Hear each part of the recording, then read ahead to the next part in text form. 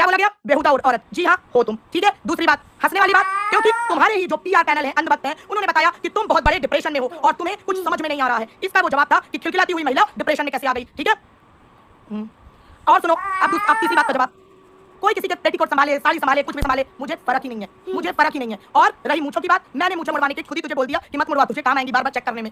ठीक है, ये मैंने अभी थोड़ी देर पहले बोला था। मूंछें मुड़वाने तूने खुद बोला था अपने आप को, जिससे तू पीछे हट गया और वो पूरी जनता उस बात का जवाब चाहती है तुझसे। ठीक है, और ये जो मैडम अभी तक बहुत गहरे सदमे में थी, आज ही उभर के बाहर आई है। तो जैसे आप बता रहे हो कि वो हमने चैनल देखा नहीं था, हमें लोग खबरें देते हैं, वैसे हमें भी बहुत कुछ खबरें देते हैं। और सुनो, रही नंबर की बात, तो इतनी कोशिश करने की जरूरत नहीं है, बिल्कुल नहीं है जरूरत। ठीक है, कि पहले ईमेल पे जाओ, फिर नंबर निकलवाओ, ये करो वो करो, नहीं। तुम्हारी जो पीआर टीम तुमने बैठा रखी है ना, जो तुम्हारी माला जपते हैं, उन सबके पास है नंबर, जाओ ले लो। इतनी मेहनत क्यों करनी है? ठीक है, और ये मुझे लाइव ये तुमको जवाब देने का बिल्कुल मेरे वैल्यू नहीं रखती। ठीक है, लेकिन जब तुम गद्दी लेके आओगे तो मुझे अपने सामने जरूर पाओगे। ठीक है, और सुनो, बुलवा लेना जहां बुलवाना हो। धमकी दे रहे हो, मुझे धमकी दे रहे हो, है सही में? इससे फनी तो कोई बात ही नहीं हो सकती। जहां बुलवाना हो बुलवा लेना। वैसे भी अगर नहीं भी बुलवाना हो ना, तो फरवरी में मेरा प्लान है, अपनी मदर को जा रही हूँ भोपाल के आगे उज्जैन में दर्शन कराने। तो इतना तो मैंने पहले बता दिया तुम्हें। ठीक है, उससे पहले अगर इच्छा हो, हमें बोलना चाह रहे होंगे तो तुम बुलवा लेना। तुम्हारी थाने में अगर तुम्हारी जड़ें नहीं खोद के निकाली, मेरा नाम बदल देना। ऐसा बिना पतियों की बीवियां कैसी होती है वो मुझसे बेहतर कोई नहीं जानता। तो ये कार्ड मेरे सामने खेलना मत, पहले बता दूं। Hello guys, welcome back to my YouTube channel. तो कैसे हैं आप सभी? आई होप कि आप सभी बहुत अच्छे होंगे। तो भैया दीप्ति जी ने जो है जगत भैया और जगत दीदी को जमकर निरमा साबुन लगाकर धो दिया है, उनकी बिल्कुल बेइज्जती कर दिया है। उनको ऐसा लताड़ा ना, ऐसा लताड़ा कभी किसी ने लताड़ा ना होगा। तो आप अगर आपने नहीं देखा है तो उस वीडियो को आप जरूर जाकर देखिए, दीप्ति जी की लाइव में भी, और उन्होंने कुछ वीडियोस भी डाले हैं। तो दीप्ति जी ने अपनी जो वीडियो का जो टैग दिया था वो है लुटेरी दुल्हन। वो मेन टॉपिक उनका यही था जो जगत दीदी के लिए था। तो जगत दीदी को इतना बुरा लगा, जगत दीदी और जगत भैया सभी लोग, उनके भाई भाभी सभी लोग जो है लाइव आ गए। लाइव में आकर लोगों को कोसने लगे कि तुम लोगों ने मुझे गलत टैग दे दिया है, ये दे दिया है, मैंने किसका क्या लूटा है।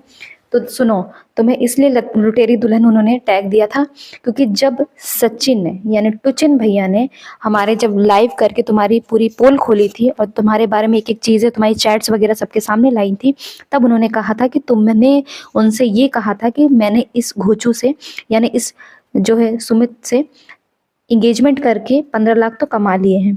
तो इसलिए तुम्हें ये जो लुटेरी दुल्हन का टैग मिला था, क्योंकि उसमें भी तुम अपना प्रॉफिट देख रही थी। और जो है मनीषा ने इन पर आरोप लगाए थे कि मेरे पति से अभी भी इनकी बात होती है।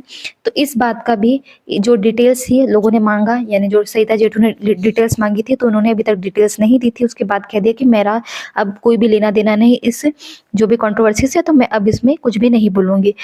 तो मनीषा ने कहा था कि मेरे पति से अभी भी बात हो रही है और 5-6 बार कॉल आई गई है। 20 दिसंबर की ये बात थी, 20 दिसंबर तक की कॉल डिटेल में जो है ये सब चीज़ें पाई गई हैं।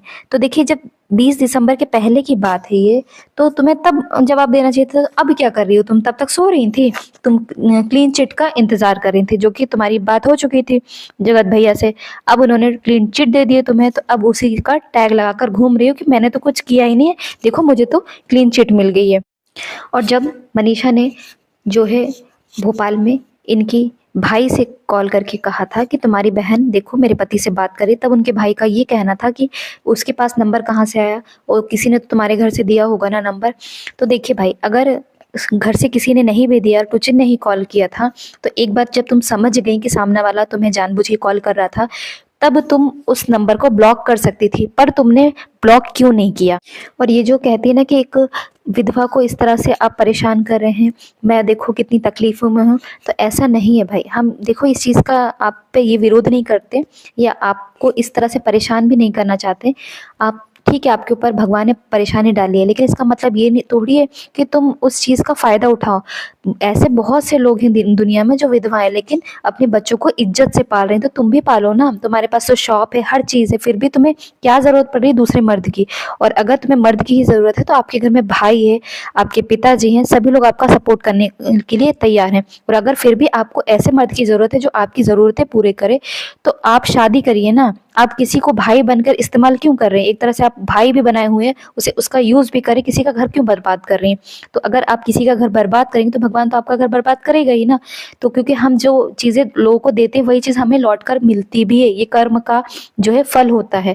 तो ये चीज़ आपको समझनी चाहिए, और सिर्फ लोगों पर ब्लेम करने से, किसी को की बेइज्जती करने से कुछ नहीं होता। क्योंकि जब हम किसी की 1% बेइज्जती करते हैं तो भगवान 2 बार 0 लगाकर यानी 100% करके हमारे पीछे भेजता है। इस चीज़ को आप ध्यान रखिए, क्योंकि इतनी बेइज्जती गलती आपकी हुई है तो आपके कर्म कांड ऐसे थे जिस लायक थी आप।